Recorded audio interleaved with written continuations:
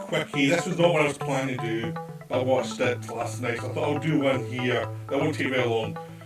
There's an additional one to go along with Whispering Corridors. And this is Candyman Farewell to the Flesh, the sequel to Candyman. The Candyman's a terrific film. I think I've covered it last year. I'm pretty sure I've covered it. It's hard to remember sometimes. Did I cover it? I think I covered it. But I'm pretty sure I covered Candyman. But yeah, Candyman Farewell to the Flesh is written by Bill Condon. It was a direct sequel to Candyman. There was another one, Day of the Dead, released years later after that apparently was terrible, that no one likes to ever talk about, which I've not seen. But Farewell to the Flesh does have some good talent involved.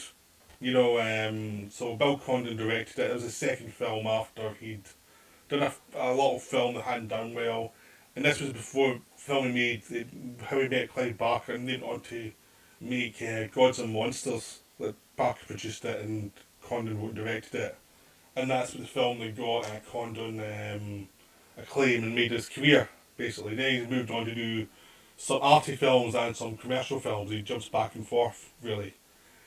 And he made the Beauty and the Beast remake. He's made two of the Twilight sequels.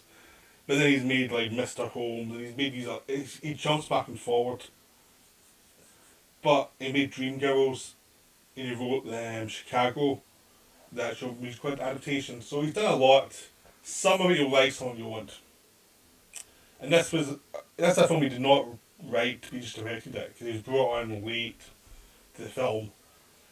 And it's one of those films that it's better directed than it's written. It's the big problem with this film is it's not written particularly well. It's not got the greatest ideas. And the ideas it has are never expanded enough, really. It feels like it's like half done. And that's a problem. But it's still an enjoyable film. I really enjoy watching it. It's not a patched original. It doesn't have any of the greatness of the original. It has a score, but has an atmosphere of its own. It's set in New Orleans. And one of the good things of the film is it looks at New Orleans in a way that Tremé would years later, which is it's not the tourist place, it's a place where people live. It's in a city. The character Annie, who is a new protagonist, another blonde woman, who has a husband, very much like Virginia Madsen in the first film. But she's less of a... She's not a student, she's actually a teacher. She teaches kids in arts, basically. And she comes from a rich family, but she's not really that connected with how they were rich or anything. She just does her thing. In the first scene, her brother gets into an altercation with one of the characters in the first film who survived, the know-it-all guy who wrote with Candyman. This guy's killed, and the brother's charged with the murder and confesses even though everyone knows he didn't do it. So she has to go and deal with that. And then that brings her into the idea of what Candyman is, because her father died like 3 years before in mysterious circumstances.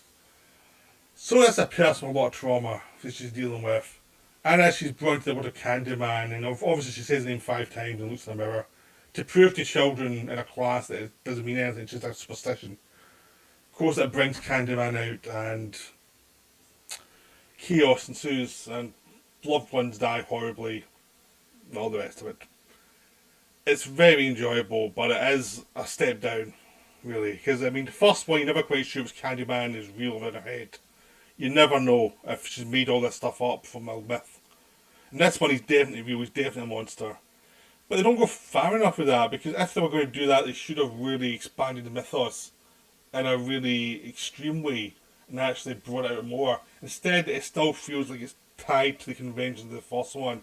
It's tried to be ambiguous for a long time, when some ambiguity is good, but it's not always great if you sometimes need to move on.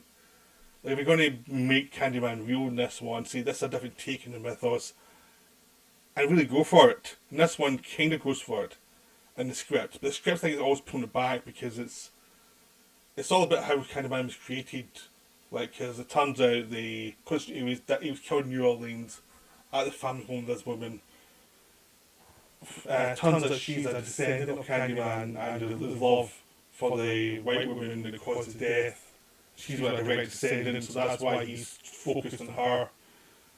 And there's some wonderful gothic stuff in old abandoned New Orleans houses, and the whole atmosphere of New Orleans is great. They have an old slave quarter that's been abandoned and it's collapsed, which was where they take place the end sequence. So there's a lot of things that feel very influenced by like Argento and Suspiria Inferno era or Val Luton in the 40s. There's that kind of influence. But it's not taken far enough in the script in the sense that it's just very frustrating because like the direction's there. You know, the actors are hammering it up in some cases and been subtle in other cases. I mean, it's one of those things where it's almost like a director's early film because he hasn't toned down certain actors.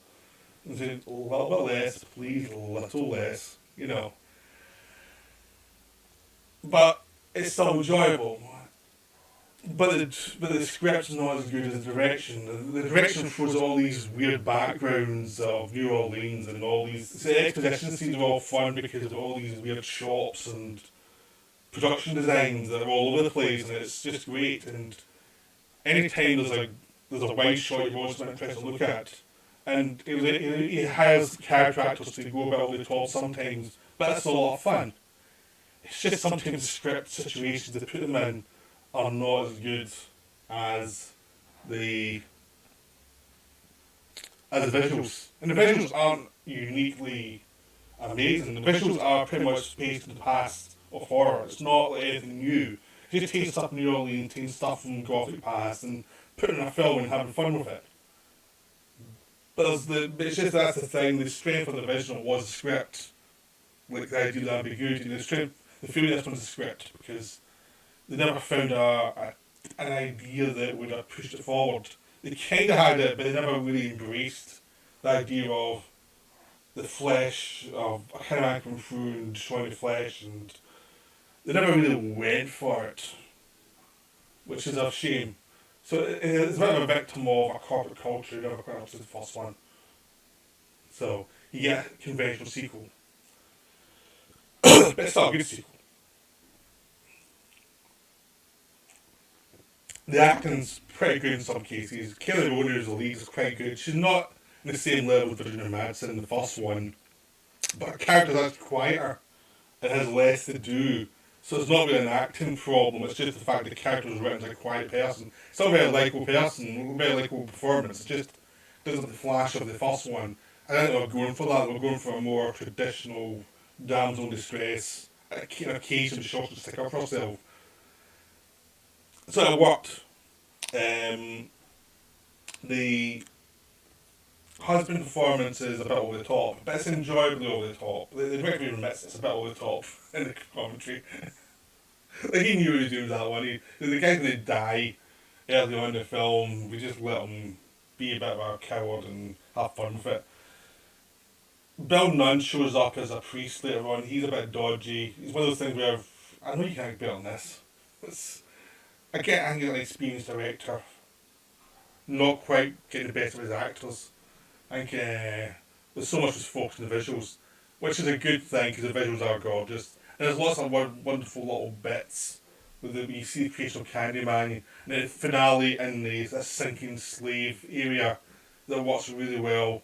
And you've got this terrible relationship with all these children who are all like her because she's nice to them. She's one of the people who are nice to them. So you've got lots of things like that actually work.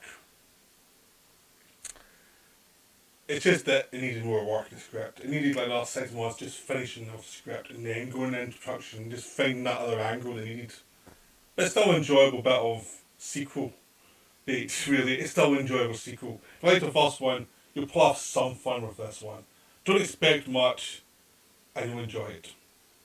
Well, I hope you enjoyed this little look at Candyman 2. It's worth seeing. It's worth watching. Right, well that's me for now. I hope you enjoyed it. Right, bye.